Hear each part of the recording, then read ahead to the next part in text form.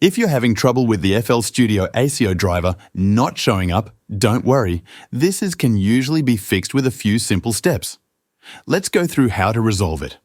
First, if you've recently reinstalled FL Studio, the issue may be because the FL Studio Asio option wasn't selected during installation.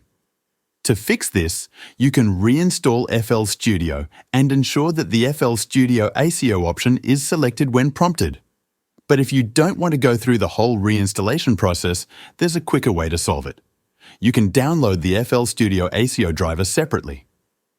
Check the link in the description to get the driver file. Once you've downloaded it, we need to make sure it's properly registered in your system. Open File Explorer, then go to your C drive. From there, navigate to the following folder: Program Files, Image Line, then FL Studio Asio.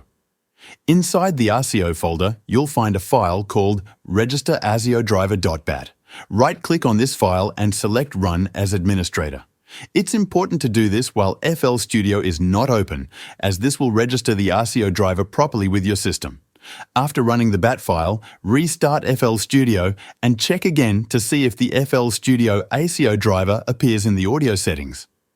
This should solve the problem and allow you to use FL Studio's Asio driver.